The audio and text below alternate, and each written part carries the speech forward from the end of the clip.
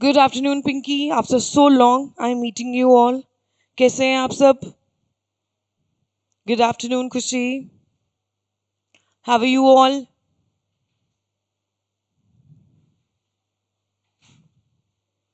Tiring tiring, ये last class है अभी? इसके बाद और है? चलो बोला तो मैं सबसे ज्यादा बोर सुलाने वाला काम मैं ही करने वाली हूँ अब।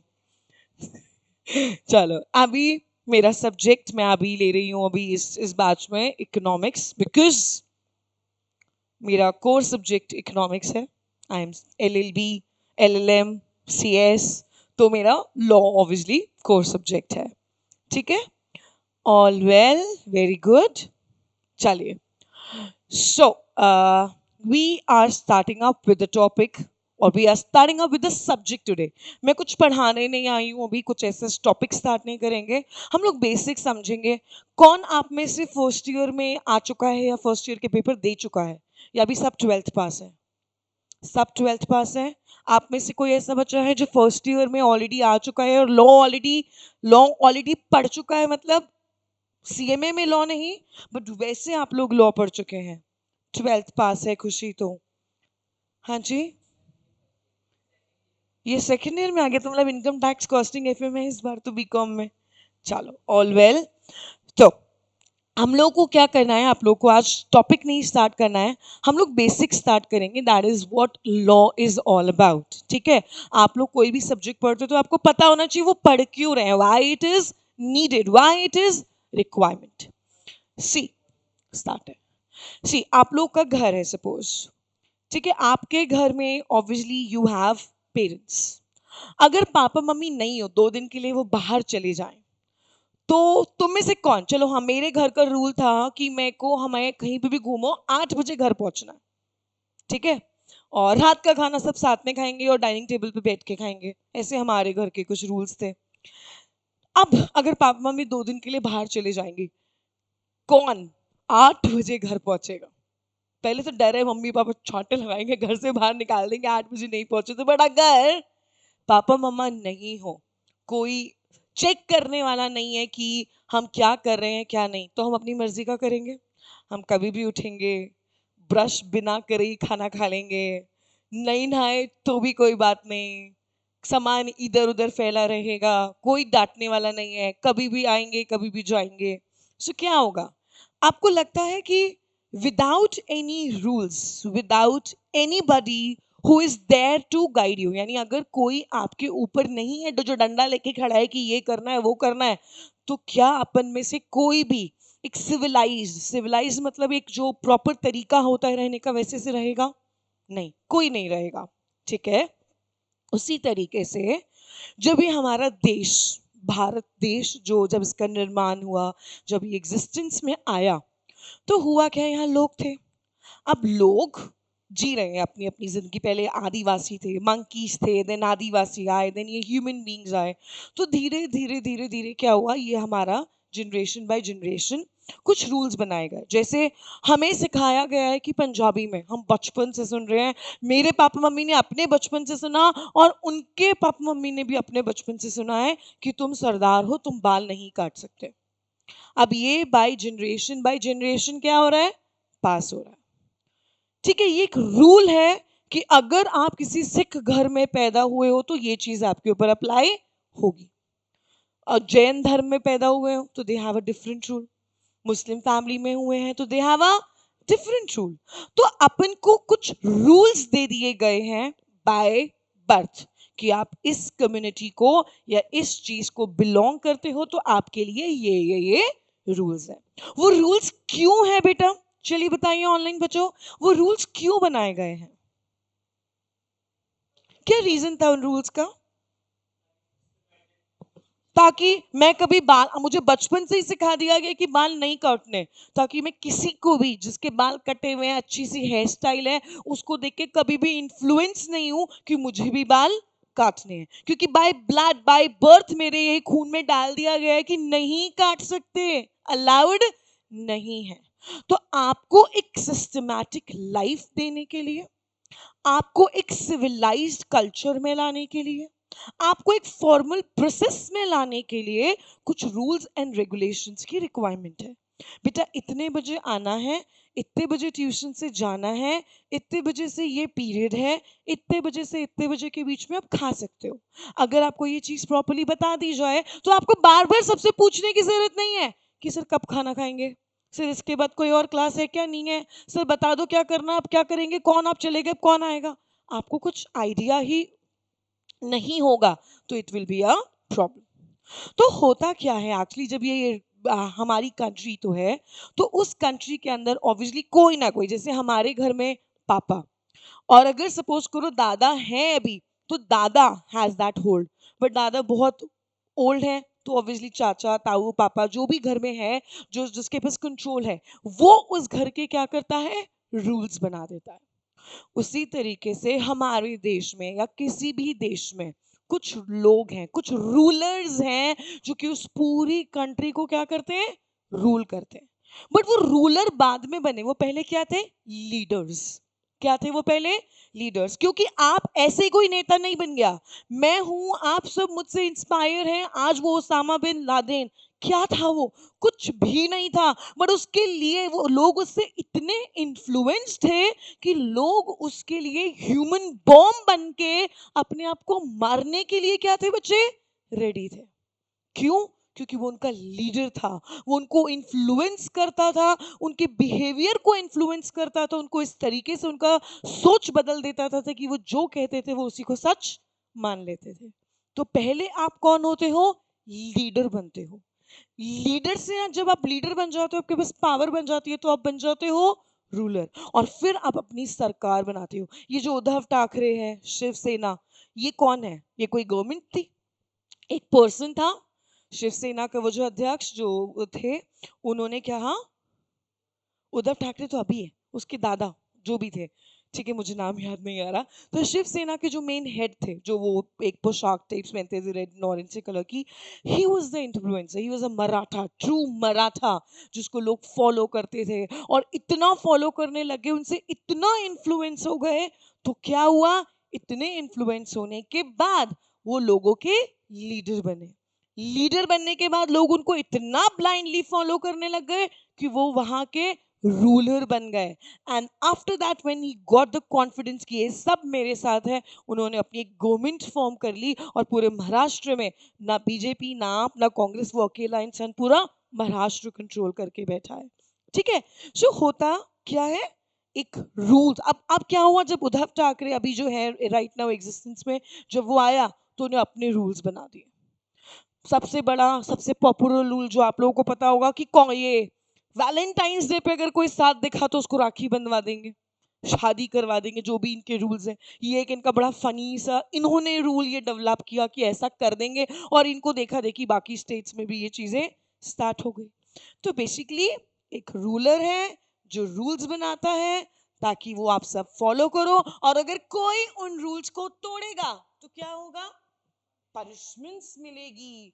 पनिशमेंट मतलब आपको वो देश निकाला और वो स्टेट निकाला और पता नहीं क्या क्या डिक्लेयर कर देंगे, आपसे कोई बात नहीं करेगा, आपको गांव छोड़ के जाना पड़ेगा, और बहुत सारी चीजें हो जाती हैं, काले पानी की सजा हो जाती है।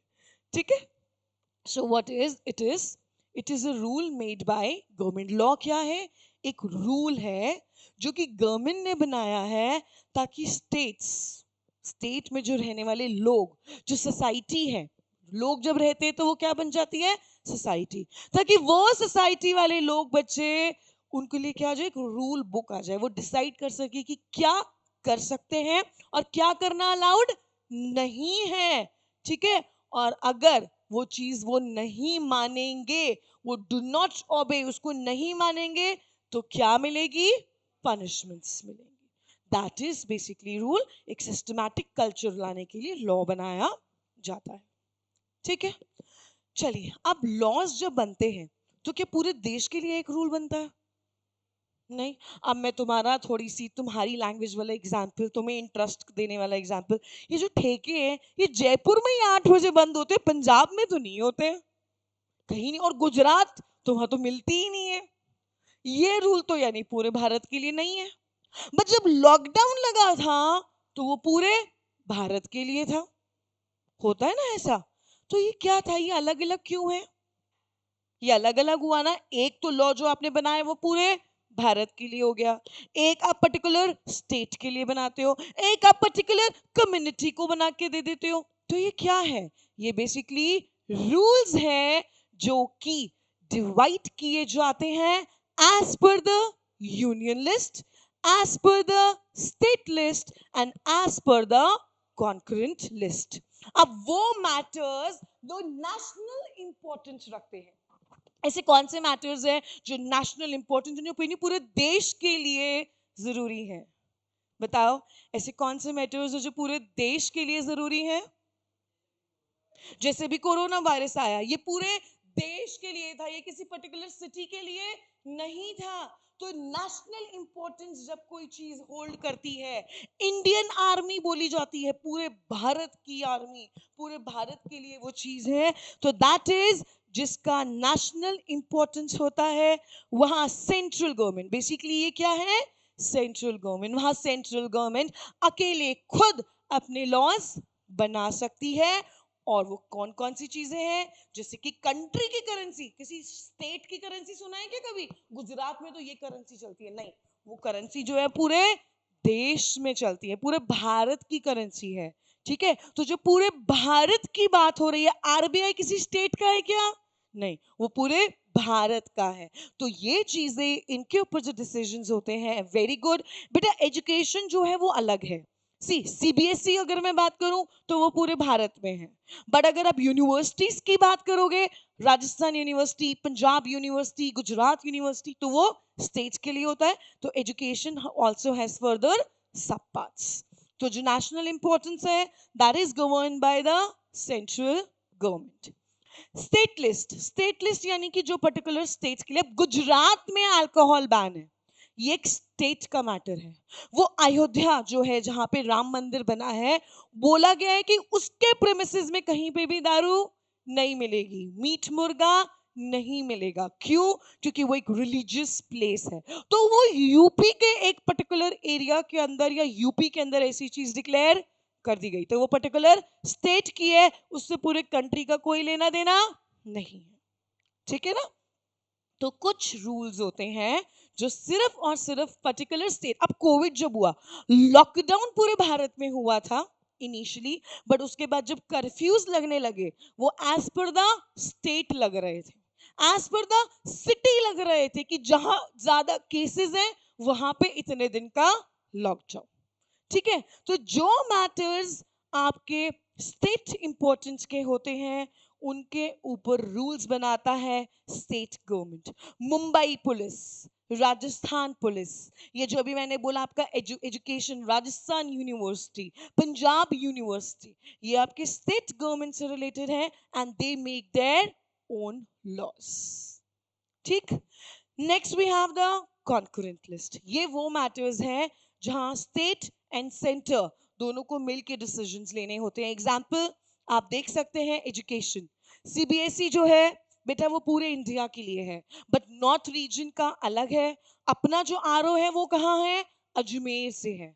ठीक है, तो ये क्या है? सेंट्रल इंपॉर्टेंस भी है, साथ के साथ स्टेट से रिलेटेड भी है। तो जब दो जने मिलके कोई डिसीजंस लेते हैं, तो अब राम मंदिर है अयोध्या में, बट है वो पूरे के पूरे देश का मंदिर, तो वहां पे पूरे देश भर से, विदेश से यात्री आके ट्रैवल करते हैं ना।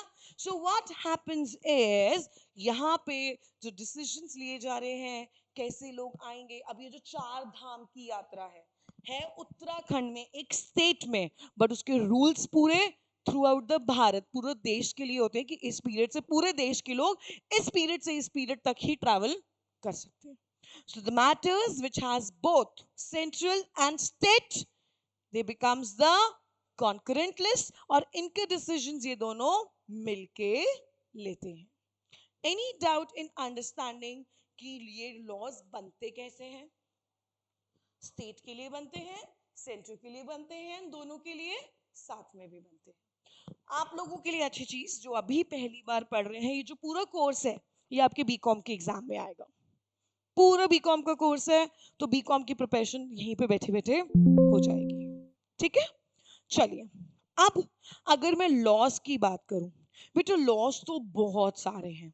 मर्केंटाइल लॉ, कंपनी लॉ, मैंने एलएलबी के 3 साल में 27 लॉ की बुक पढ़ी है। हर साल में 9 लॉज आते हैं। Tax law, international law, corporate law, ये वाला लॉ, वो वाले लॉ, कितने कितने, Muslim Mohammedan law, Hindu law, interpretation, jurisprudence, constitution का अलग कहना है। तो इतनी सारी चीजें हैं बच्चे, civil law, criminal law, IPC की धारा, इतने सारे लॉज हैं कि ये सब क्या है, अलग अलग सेगमेंट्स के लिए अलग अलग लॉज हैं।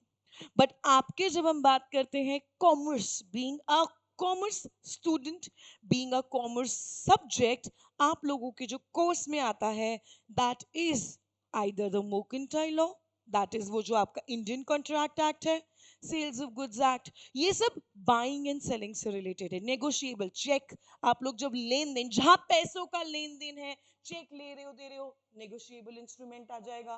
पार्टनरशिप कर रहे हो, पार्टनरशिप एक्ट आ जाएगा। कंपनी फॉर्म कर रहे हो, कंपनीज एक्ट लग जाएगा। एलएलपी फॉर्म कर रहे हो, एलएलपी एक्ट लग जाएगा। ठीक है, तो आपके जो बिजनेसेस है, फॉर्म्स ऑफ बिजनेस, कॉमर्स, हर उस पर्टिकुलर बिजनेस के लिए एक अलग रूल है, जिस रूल के द्वारा उस पर्टिकुलर बिजनेस को किया जाता है। एनी डाउट स्टिल हियर कि लॉ क्या है, कैसे बनाया गया है और किस तरीके का लॉ है? ऑनलाइन बच्चों किसी को कोई डाउट? क्लियर है? चलिए, लविश, ठीक है बच्चे। चलिए, अब हम बात कर रहे हैं कि ये बेसिकली जो मर्केंटाइल लॉ है ये क्या है। मर्केंटाइल, मर्केंटाइल का मतलब क्या होता है? Anybody knows that? What is mercantile? हाँ जी बताइए, ऑनलाइन बच्चा कोई बता सकता है? What is mercantile? It is a commercial law. And what is commercial? Commerce means buying and selling, trading. तो mercantile law is basically what? A trading law. जहां पे भी buying और selling होगी, आपका क्या होगा? मर्केंटाइल लॉ अपने आप एप्लीकेबल हो जाएगा, क्योंकि ये commercial activity. Now what is commercial? हमने बोला buying and selling. What is buying and selling? जहां पे मनी इन्वॉल्व हुआ, वो आपका कमर्शियल बन जाता है। और उस मनी के लिए, उस बाइंग एंड सेलिंग के लिए, वो किस तरीके से किया जाएगा, उसके लिए जो लॉ है, जो उन ट्रांजैक्शंस को क्या करता है? रेगुलेट। वर्ड क्या है? रेगुलेट करता है। और आपको बताता है कि भाई किस तरीके से आप करोगे ताकि वो वैलिड रहे। क्या रहे बच्चे? वैलिड। वैलिड मतलब हर मायनों में सही रहे, उसके लिए बच्चे ये लॉ बनाया जाता है। ठीक है, अब पॉइंट है, what does mercantile law includes? इसके अंदर क्या क्या है? मर्केंटाइल लॉ में बेटा कॉमर्स से रिलेटेड सारे लॉज है, like contract, franchise, licensing, credit policy, trademarks, ये सब चीजें इस पर्टिकुलर लॉ के अंदर आ जाती हैं। ये एक्चुअली अगर मैं बात करूं, ये क्या है? कोडिफाइड, वर्ड मार्क कीजिए, कोडिफाइड एंड यूनिफाइड प्रिंसिपल्स। क्या है ये? Codified and unified principles. मतलब सिंपल सा ये है कि ये as per the code of conduct, ये आपके कोड ऑफ कंडक्ट, यानी आप किस तरीके से कोई भी एक्टिविटी को करेंगे यूनिफॉर्मली। ऐसा नहीं है कि ये बच्चा तो कुछ अलग करेगा और आप कुछ अलग तरीके से करोगे, सबके लिए सेम। तो यूनिफॉर्म मतलब सबके लिए सेम, एंड कोडिफाइड यानी आपके कोड ऑफ कंडक्ट्स के लिए कि आप कैसे करोगे सब मिलके, सब एक जैसे, उसके लिए ये इंडियन कॉन्ट्रैक्ट एक्ट को इंट्रोड्यूस किया गया है। ठीक है, यहां तक कोई डाउट? कोई डाउट? किसी को कुछ कंफ्यूजन नहीं है या है? अभी तक कोई कंफ्यूजन? अभी तक हमने कोर्स स्टार्ट नहीं किया था, ठीक है, बट अब हम थोड़ा सा पढ़ रहे हैं। क्या? देखिए, आप जब मर्केंटाइल लॉ पढ़ेंगे, आप सिर्फ और सिर्फ पूरी बुक में 2 वर्ड्स की बात करते रहेंगे, अग्रीमेंट एंड कॉन्ट्रैक्ट। किसकी बात करेंगे? Agreement and contract. ध्यान से समझिएगा। मैंने कहा विष्णु चल यार आज आज घूमने चलते हैं। इसने कहा ठीक है मैम चलो। मैं बाहर गई और मैं अपने घर निकल गई। अब मैं तो घूमने नहीं गई, तो क्या विष्णु मेरे पे कोर्ट केस कर सकता है? मैम को मैं देख लूंगा, इन्होंने मेरा प्लान बनाया, मैंने ऐसा सोच लिया था कि मैं घूमने जा रहा हूँ, अब ये मना करके चली गई, अब तो मैं देख लूंगा इन्होंने ऐसे कैसे किया, मैं इसको तो जेल ले जाऊंगा। ऐसा हो सकता है? नहीं हो सकता। ठीक है। मैंने आपको बोला यार मुझे अपनी कार बेचनी है, तो आपने कहा आप कितने में बेच रहे हो? मैंने कहा अगर 5 साल पुरानी है तो मैं ऑलमोस्ट इतने में 2-2.5 लाख में बेचने की सोच रही हूँ। तो आपने कहा ठीक है मैम मैं अपने पापा से बात कर लेता हूँ, वो शायद खरीद लेंगे। शाम को आपका फोन आ गया। आपने कहा हाँ मैम पापा ने बोला है वो खरीद लेंगे, आप वो गाड़ी की आरओसी वगैरह दे दो। मैंने आपको आरओसी बेच दी। ठीक है। आरओसी भेजी, उसके बाद आपका भी कोई फोन नहीं आया और मेरा भी कोई फोन नहीं आया। अब 3 दिन बाद में तुम्हारे घर पहुंच गई पुलिस लेके, सर इसने कहा था ये मेरी कार खरीदेगा, ये आया नहीं, आरओसी भी मेरी ले ली इसने, तो ले ली और अभी तक आया ही नहीं है पैसे देने। इस पे केस कर दो सर, उसको जेल डाल दो। मैं इसके भरोसे बैठी थी, मेरा इतना पहले पैसों का लेन देन था, मैं इसकी इंतजार कर रही थी, मेरा ये हो गया, मेरे घर में कुछ और हो गया XYZ। क्या पुलिस इसको जेल में डाल सकती है? क्यों? हमारे बीच में सिर्फ प्रोमिसेस हुए हैं, सिर्फ एक वार्तालाप, एक नॉर्मल जनरल कन्वर्सेशन हुआ था, सिर्फ एक बात हुई थी। वो एक इसको बोलते हैं प्रोमिसेस एंड सेट ऑफ बहुत सारे अलग अलग प्रोमिसेस। बट हमने इस चीज को कहीं पे भी लिखा नहीं है, हस्ताक्षर नहीं किए हैं। I haven't sign anywhere on any piece of paper that I am selling my car to him and he is ready to buy. ऐसा कोई अग्रीमेंट हम दोनों के बीच में नहीं हुआ था। मैंने किसी कागज पे हस्ताक्षर नहीं किया था विष्णु कि मैं इसको अपनी कार बेचूंगी और ये मुझे कार के 2.5 लाख रुपए दे के जाएगा। हमारे बीच में सिर्फ बात हुई थी। तो जब सिर्फ बात होती है तो वो हो जाता है अग्रीमेंट। और जब उस चीज को हस्ताक्षर पे लिख दिया गया, कागज पे लिख के हस्ताक्षर कर दिए गए, वो बन गया कॉन्ट्रैक्ट। फिर मैं इसको जेल भेज सकती हूँ, भेज सकती हूँ। सब बोल रहे हैं भेज सकती हूँ। हाँ जी, फिर मैं जेल भेज सकती हूँ। व्हाट्स अ गुड नेम बच्चे? गर्वित। गर्वित यहाँ पे बैठा है। गर्वित ने मुझे आरसी में से ले ली और इसने मुझे कॉन्ट्रैक्ट भी साइन कर दिया। अब ये गाड़ी लेने नहीं आया या पैसे देने नहीं आया, मैं इसको जेल भेज दूं? पिंकी बोल रही है हाँ मैम भेज दो। ठीक है, बट मैं तो इसको जेल नहीं भेज सकती क्योंकि मुझे पता चला ये तो माइनर है, ये तो 18 साल का है ही नहीं, या इसने तो मुझसे नशे में वादा किया था और साइन करके चला गया था, या मुझे पता है चलता है कि इसका दिमागी संतुलन ही ठीक नहीं है, या मैंने इसको मार पीट के इससे हाँ भुलवा ली थी। ठीक है। अगर ये सब चीजें हो गई तो वो हस्ताक्षर की हुई चीज पे भी पुलिस इसको अरेस्ट नहीं कर सकती। ठीक है। ये क्या हुए? ये हुए एक्सेप्शंस। क्या हुए ये हुए उस कॉन्ट्रैक्ट के एक्सेप्शंस। समझना, मैंने 3 चीजें बताई हैं अभी। जब वार्तालाप हुई है तो कोर्ट केस नहीं होगा क्योंकि वो सिर्फ अग्रीमेंट था। पापा पे केस होगा बट पापा ने तो हस्ताक्षर नहीं किए, मैंने तो बोला गर्वित ने साइन करे हैं। मैंने पापा से इसने कहा पूछ के बताऊंगा, बट साइन मैंने अभी बोला हस्ताक्षर गर्वित और मैंने किए हैं पिंकी। तो पापा से तो पूछ के ये बता रहा है नहीं बता रहा, मुझे तो यही नहीं पता इसके पापा है कौन। साइन तो इसने किए है ना। तो यहाँ पे मुझे यहाँ पे एक जब लिख लिया तो वो कॉन्ट्रैक्ट बन गया।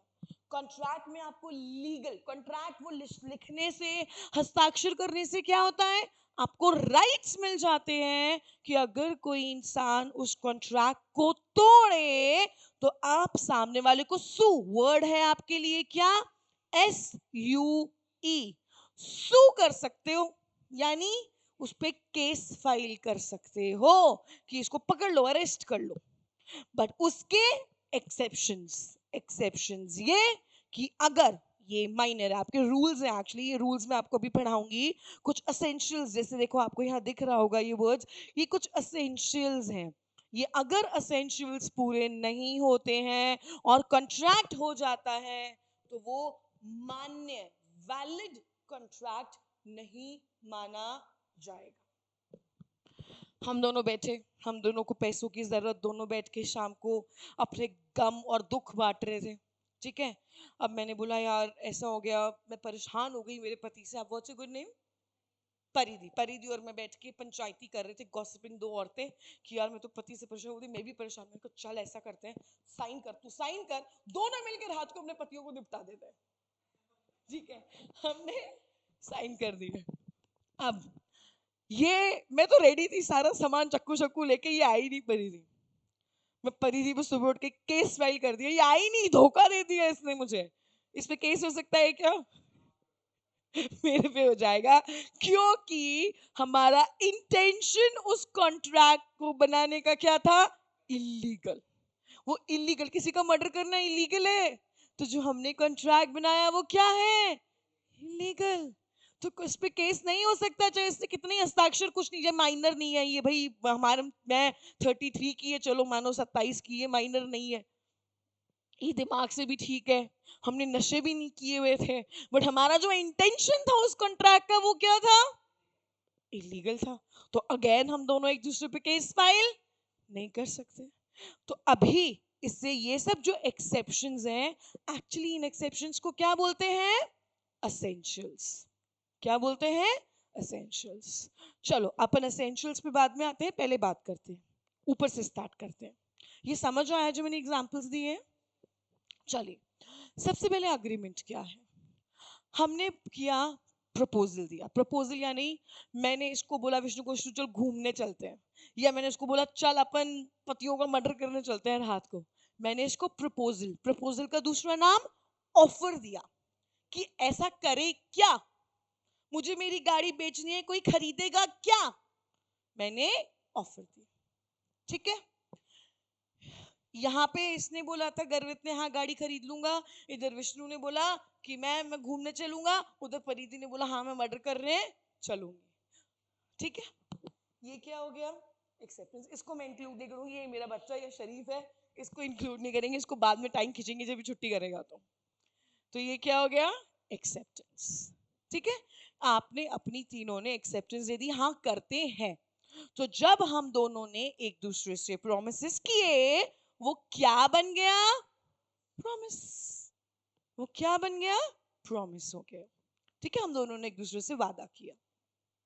अब एक बहुत इंपॉर्टेंट एसेंशियल, प्रॉमिस के अंदर जब कंसिडरेशन मिल जाता है, कंसिडरेशन मतलब something in return, something in return मतलब इन रिटर्न, आज मैं अपनी गाड़ी बेच रही हूं तो ये मुझे 2.5 लाख रुपए दे रहा है, आज मैं इसके साथ घूमने जा रही हूं तो कॉफी का बिल मैं इसी से दिलवाने वाली थी, ठीक है।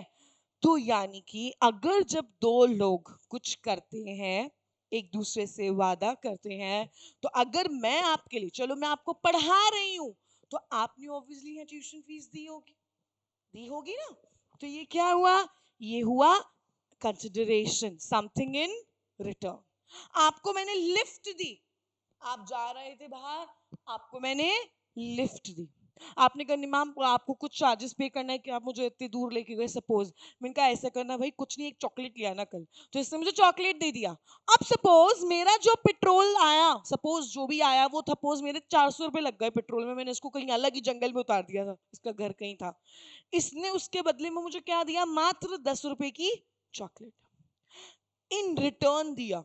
बट मेरा वर्थ कितना था वहां पे पेट्रोल का? 400। इसने कितना दिया? 10 रुपए। क्या ये एडिक्वेट है? नहीं, बट कुछ तो दिया।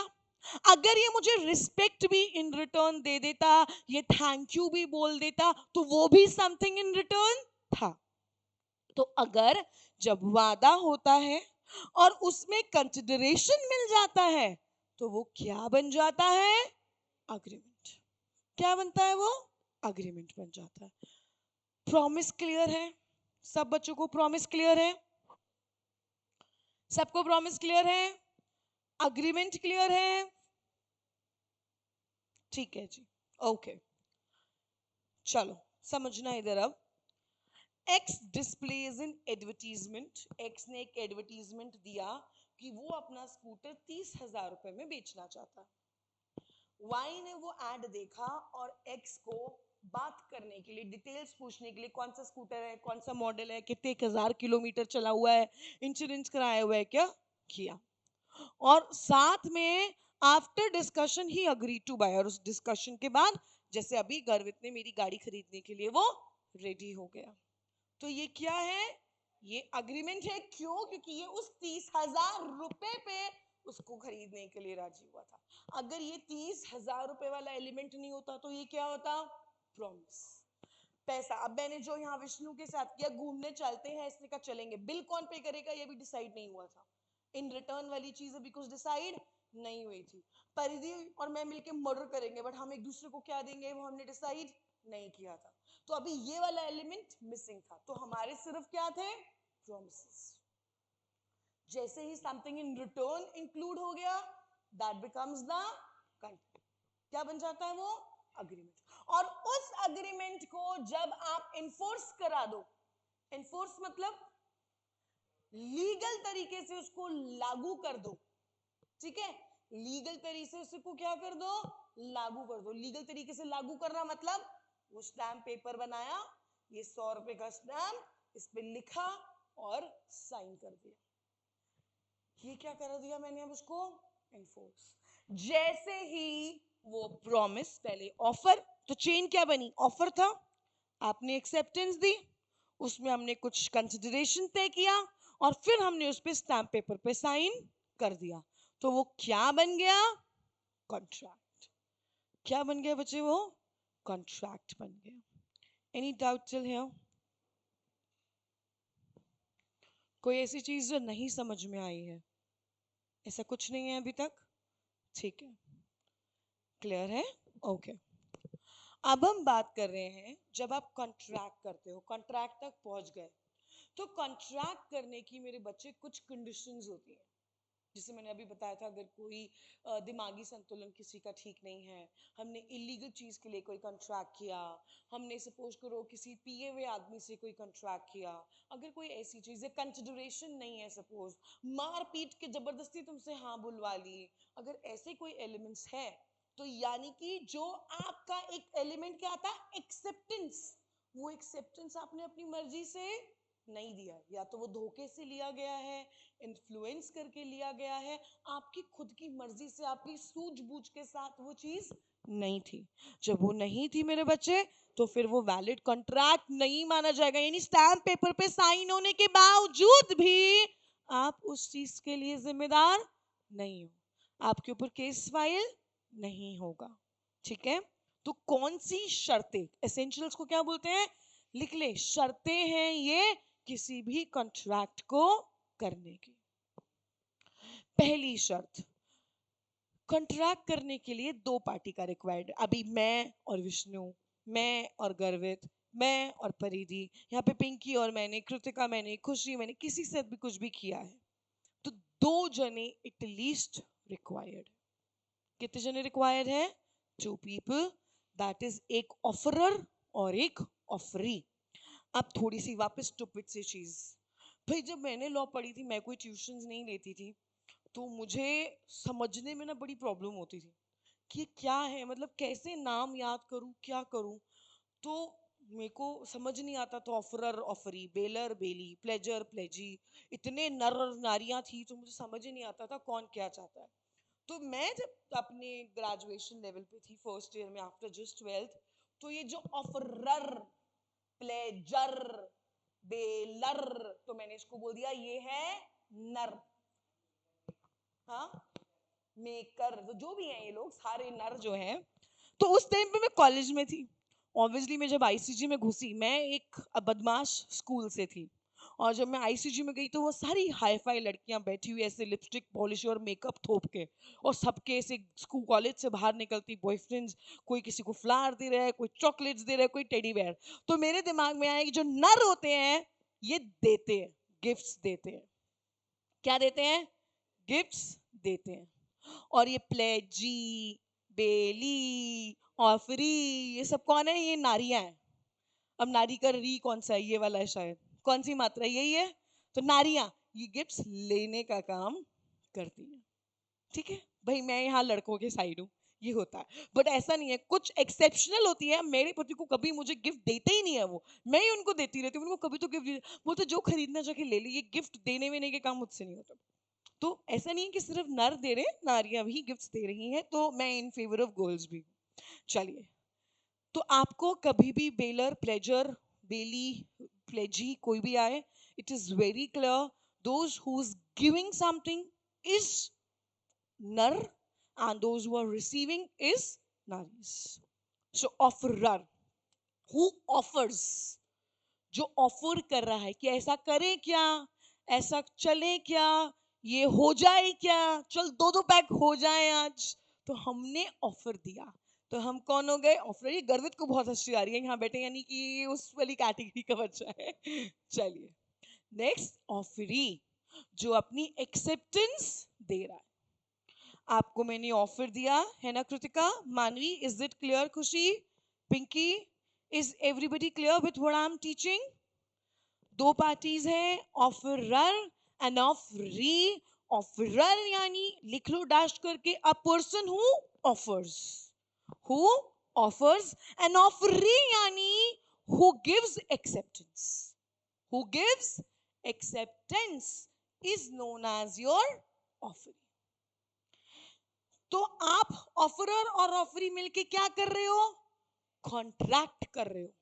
तो जब आप कॉन्ट्रैक्ट के बारे में सोच रहे हो, यानी आपका इंटेंशन क्या है, लीगल, लीगल रिलेशंस बनाने का आपका इंटेंशन है। आप चाहते हैं चीजें हर तरीके से लीगल फॉर्म में हो, तो आपका इंटेंशन है to create the legal bindings. ठीक है, दूसरा पॉइंट क्लियर है? अभी ये पूरा नीचे एक्सप्लेन करेंगे, ये सिर्फ क्विक पॉइंट्स है। Fulfilling of legal formalities, legal formalities मतलब वो कॉन्ट्रैक्ट वगैरह पे साइन करना पड़ेगा, स्टैंप पर पेपर लगवाना पड़ेगा, वो सब होता है आपका फॉर्मेलिटीज। अब थोड़ी सी अलग चीज, जिन्होंने मुझसे पढ़ा उनको पता है, मैं थोड़ी अलग चीज बीच में एक एलिमेंट डालती हूँ। स्टैंप की जब मैं बात करती हूँ, स्टैंप्स दो तरीके के होते हैं। एक होता है अडहेसिव स्टैंप, क्या होता है, अडहेसिव, और एक होता है इम्प्रेस्ड। नाम से पता चल रहा है, जिस कागज पे 100 रुपए का नोट यूं छिपका हुआ होता है, छपा हुआ होता है, छपा हुआ, दैट इज इम्प्रेस्ड। और अडेसिव यानी कि जो टिकट लगती है ना, पोस्ट वाली टिकट लगती है पोस्ट ऑफिस वाली, वो होते हैं अडेसिव स्टैम्प्स।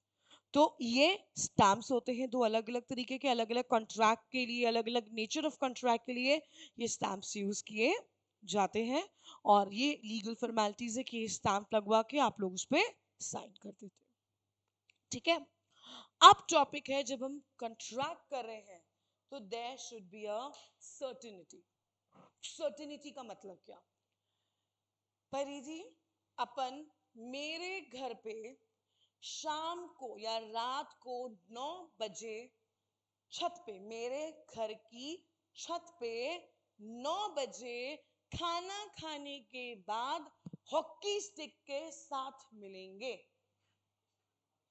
मारने के लिए। यहां पे सर्टेनिटी क्या हुई, सर्टेनिटी मींस व्हाट, क्या करेंगे, उस हॉकी स्टिक का क्या करेंगे, कब मिलेंगे, कैसे मिलेंगे, क्यों मिलेंगे, क्या करेंगे, ये सब चीजें, ये जितने भी वाइज है ना, why, what, how, who, for whom, ये सब क्वेश्चंस अगर आपके क्लियर हैं तो वो है सर्टेनिटी ऑफ मीनिंग। इसका मैं एग्जांपल देती हूँ।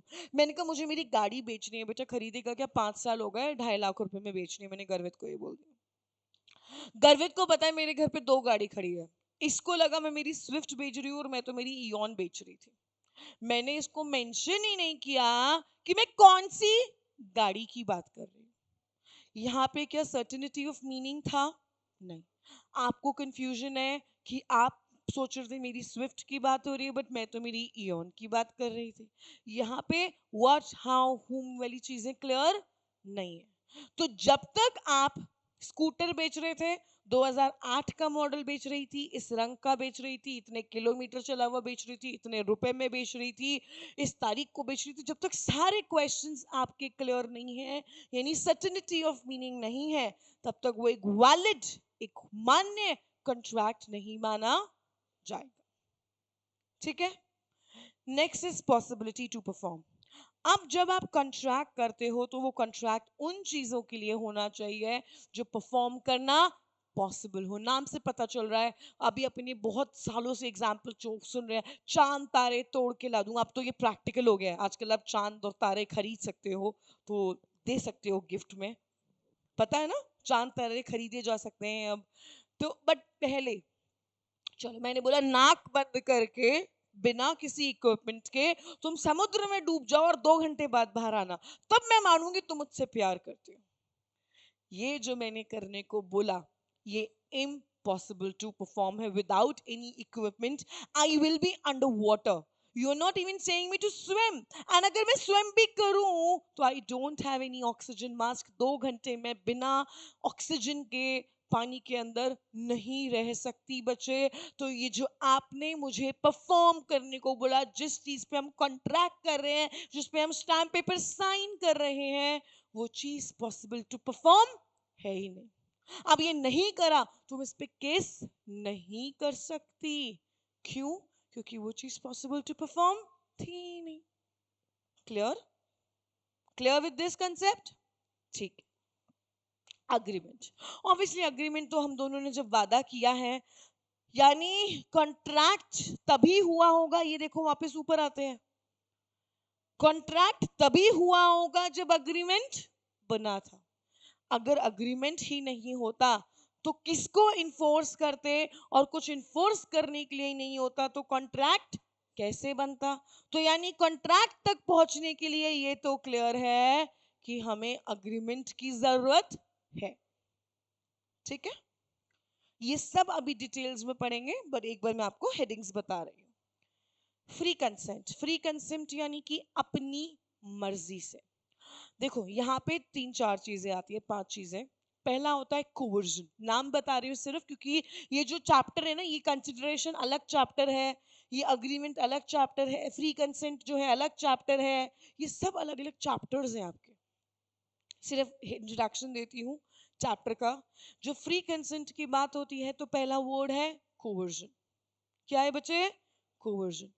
कोवर्जन यानी कि ये सिंपल सी चीज कहता है कि जब मार पीट के आपसे हाँ बुलवा लिया जाता है, आपसे कोई पेपर साइन करवा लिए जाते हैं, तो वो कोवर्जन होता है। यानी कंसेंट, कंसेंट मतलब आपकी एक्सेप्टेंस, वो आपकी जो एक्सेप्टेंस थी वो फ्रीली नहीं थी, आपकी मर्जी के अगेंस्ट थी, वो फ्री कंसेंट नहीं थी, क्योंकि वहां पे क्या था? पहला वर्ड कोवर्जन। नेक्स्ट वर्ड है अनड्यू इन्फ्लुएंस। अनड्यू इन्फ्लुएंस यानी दबाव, प्रेशर। अब मेरे दादाजी सपोज करो बहुत ऐसे बीमार से चल रहे हैं, वो बोले मैं चाहता हूं, मेरी आखिरी ख्वाहिश है तू शादी कर ले। ये क्या किया उन्होंने? अपनी पोजीशन का फायदा उठाया। आपने मेरे बच्चे को किडनैप कर लिया और आप बोल रहे हो तू कोर्ट तक पहुंचा, मैं तेरे बच्चे को मार डालूंगा। यहाँ पे आपने मेरे बच्चे को अपनी कर्वस में लिया हुआ है, आप मुझे मार पीट नहीं रहे हो, बट आप मुझ पर दबाव क्रिएट कर रहे हो और मुझे किसी भी चीज के लिए एक्सेप्ट करने को बोल रहे हो, तो ये भी अलाउड नहीं है। ठीक है। मिस्टेक, मिस्टेक क्या होता है? मिस्टेक क्या होता है? गलती। मिस्टेक यानी बाय मिस्टेक कुछ ऐसा हो गया, हम दोनों सामान लेने गए काउंटर पे, दोनों के सेम बैग थे, हम दोनों का बैग क्या हो गया? एक्सचेंज हो गया। वो गलती थी, वो गलती है, गलती से कोई की चीज की गई है, तो उसके लिए आप एज इन वो वैलिड नहीं मानी जाएगी, उसके लिए कोर्ट केस नहीं होता।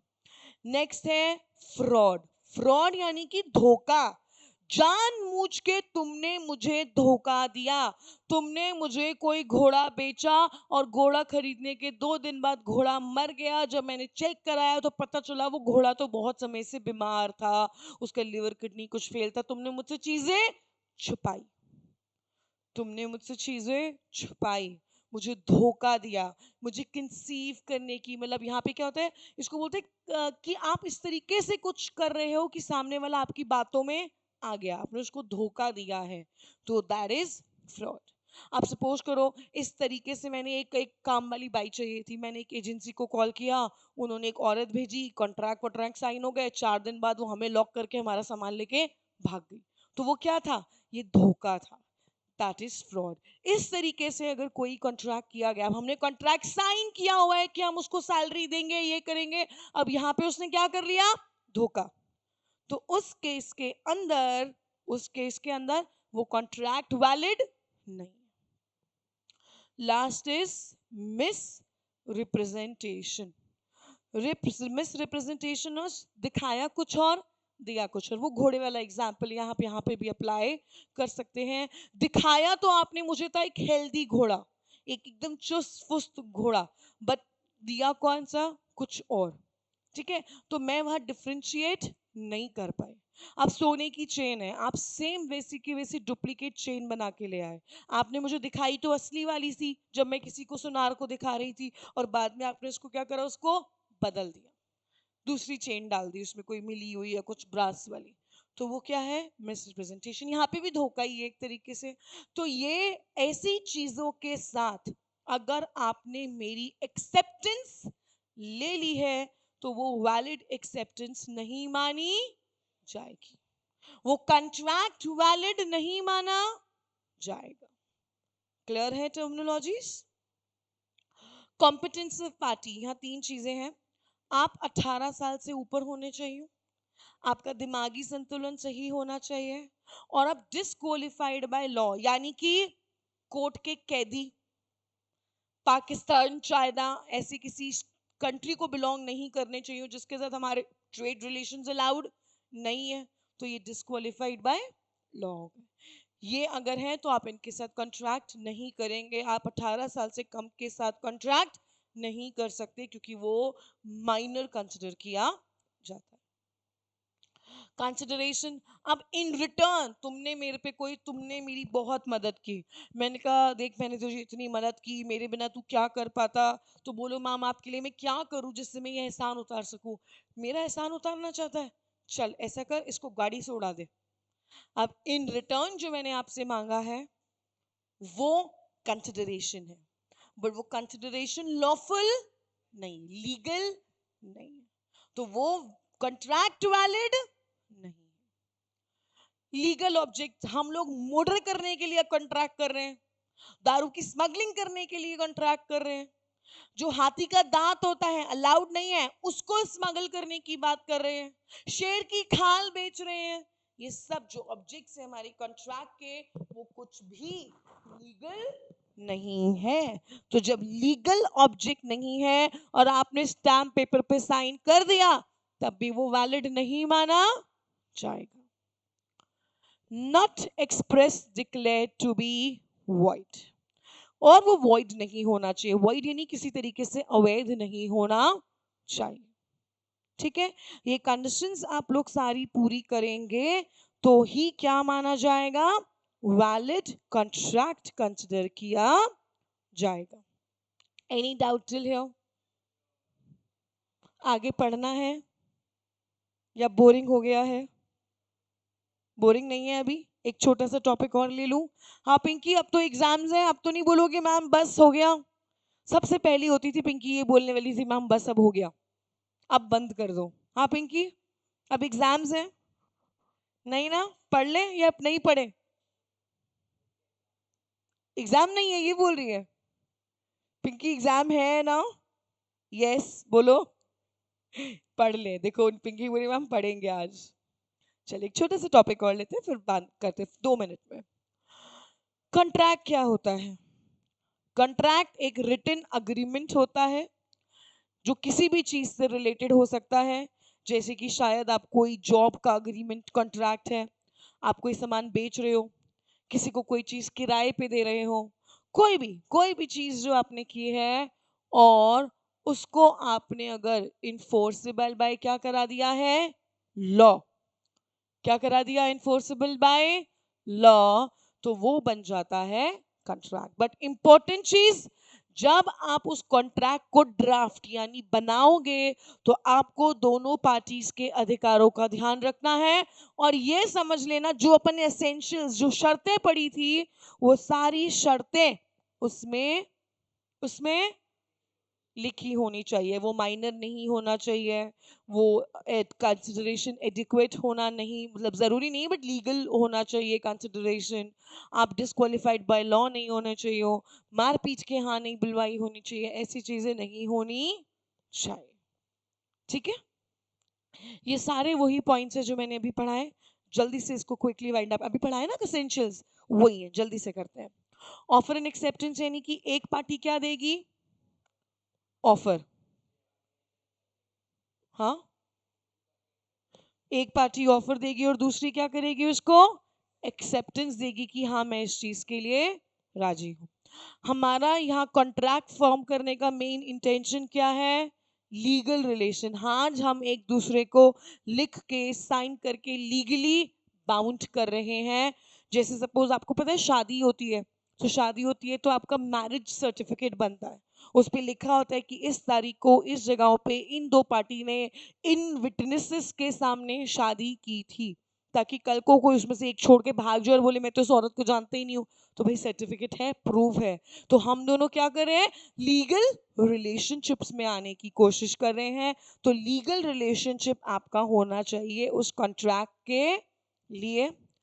कंसिडरेशन लॉफुल, जो इन रिटर्न आप मेरे लिए कर रहे हो, ठीक है, वो लीगल होना चाहिए, क्योंकि अगर वो लीगल नहीं होगा तो फिर आप उसको कोर्ट में लेके नहीं जा सकते।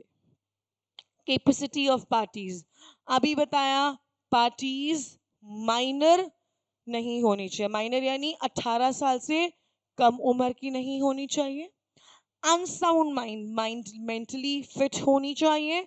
और डिस्क्वालिफाइड बाय लॉ, जैसे कि मैंने आपको एग्जांपल दिया, कॉन्विक्ट नहीं होनी चाहिए। ठीक है, नेक्स्ट फ्री कंसेंट, ये 5 शब्दों का मैंने आपको भी मतलब बताया था। कोवर्जन यानी मार पीट, ये पूरा चैप्टर है, अभी आगे लिखना चाहो तो छोटा सा यहाँ पे भी लिख लो।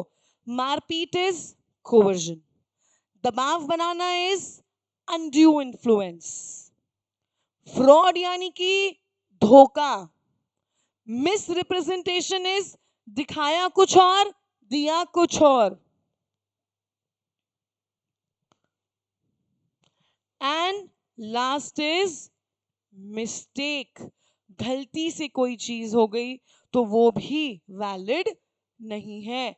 ये आपका, अगर ये 5 चीजें किसी कॉन्ट्रैक्ट में है तो यानी वो फ्री कंसेंट नहीं है, और कॉन्ट्रैक्ट फ्री कंसेंट से ही होगा, तभी वो वैलिड माना जाएगा। लॉफुल ऑब्जेक्ट, जिस चीज के लिए हम वो काम कर रहे हैं, जो हमारा पर्पस था उस पर्टिकुलर कॉन्ट्रैक्ट का, वो लीगल होना चाहिए। आज हम लोग कोई स्मगलिंग की चीज कर रहे हैं, कोई ऐसी चीज करने की कोशिश कर रहे हैं जो लीगली अलाउड नहीं है। लीगली अलाउड मतलब देखो लिखा है forbidden by law, object is said to be unlawful if it is unforbidden by, it is forbidden by law यानी लॉ द्वारा अलाउड नहीं है। Defeat the provision of law यानी वो लॉ तोड़ रहा है, वो फ्रॉडलेंट है, वो किसी को या किसी की संपत्ति को नुकसान पहुंचा रहा है, और वो पब्लिक के लिए या इमोरल अवैध जैसी चीज। जैसे अगर आज अब अपना घर, ये आपकी बुक का एग्जाम्पल है, अगर आप अपना घर किसी को प्रोस्टिट्यूशन बिजनेस के लिए रेंट पे दे देते हो, प्रोस्टिट्यूशन बिजनेस लीगल नहीं है जयपुर में, अगर अपन राजस्थान की बात करें, और आप किसी चीज के लिए उनको वो दे रहे हो, तो वो क्या है? पब्लिक पॉलिसी के अगेंस्ट है, वो पब्लिक पॉलिसी के अगेंस्ट है, वो इमोरल है। ठीक है, वो नहीं होना चाहिए। सर्टेनिटी ऑफ मीनिंग, अभी मैंने आपको कहा कैसे, कब, क्यों, कितने बजे, किस चीज के लिए, कितने रुपए, सब चीजें, हर एक चीज, हर एक व्हाट, हाउ, हुम, फॉर हुम, जो भी चीजें, ये सारे आपके डब्ल्यूज और एच क्लियर होने चाहिए। अगर कोई भी एक चीज मिसिंग है तो वो वॉइड बना देगी उस कॉन्ट्रैक्ट को, अवैध बना देगी। ठीक है, पॉसिबिलिटी टू परफॉर्मेंस क्या था?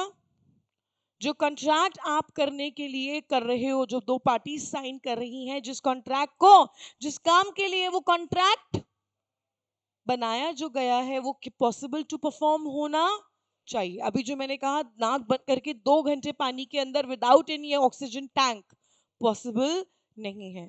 तो जो कॉन्ट्रैक्ट्स आप करने, देखो लिखा है ए ने बी को बोला तुम जादू से खजाना खोद दो। अब जादू से खजाना नहीं मिलेगा, ठीक है, ये इम्पॉसिबल चीजें हैं, ये आप कॉन्ट्रैक्ट्स नहीं कर सकते। Not declare to be void, या इलीगल नहीं होना चाहिए। आप कार्टेल फॉर्म कर रहे हो, कार्टेल क्या है, अग्रीमेंट कर रहे हो, देख अपन मार्केट में किसी को नहीं आने देंगे, तू भी ये प्राइस कर मैं भी ये करती हूँ, देख ऑटोमेटिकली छोटी मोटी फर्म सारी मार्केट से भाग जाएंगी। कार्टेल क्या होता है आपने पढ़ा होगा, ओलिगोपोली मार्केट है, नहीं तो भी अपन इकोनॉमिक्स में आप लोग पढ़ोगे। कार्टेल्स क्या होता है, जब दो फर्म्स एक अग्रीमेंट करती हैं, क्या अग्रीमेंट, वो ये अग्रीमेंट करती हैं कि हम दोनों अपनी प्राइसेस फिक्स कर रहे हैं कि तू भी ये प्राइस रख मैं भी ये प्राइस रखता हूँ, अपन इतनी क्वांटिटी मार्केट में बेचेंगे। इससे क्या होगा, जो बड़ी फर्म्स है वो तो रह जाती है, पर जो छोटी फर्म्स होती हैं वो मार्केट से क्या कर जाती हैं, एग्जिट कर जाती है। तो आप क्या कर रहे हो, आप मोनोपोली क्रिएट करने की कोशिश कर रहे हो। ये जो भी जियो ने किया सब कुछ फ्री करके, ये क्या कोशिश थी, ये एक मोनोपोली क्रिएट करने की कोशिश थी। लीगल फॉर्मेलिटीज भाई, रिटन रजिस्ट्रेशन, उसके ऊपर प्रॉपर साइन वाइन, वो सब चीजें प्रॉपरली होनी चाहिए। रजिस्ट्रेशन इंपॉर्टेंट है, रजिस्ट्रेशन होगा, साइन होगा, स्टैंप सील डेट वेट लग गया तो वो एक फाइनल कॉन्ट्रैक्ट बन गया, फिर वो कॉन्ट्रैक्ट आप तोड़ नहीं सकते। यहां तक किसी को भी कोई डाउट तो प्लीज पूछिए। डन, नो डाउट्स, पक्का। चलिए आज के लिए इतना ही, बाकी का कल करेंगे। Thank you, tata bye bye.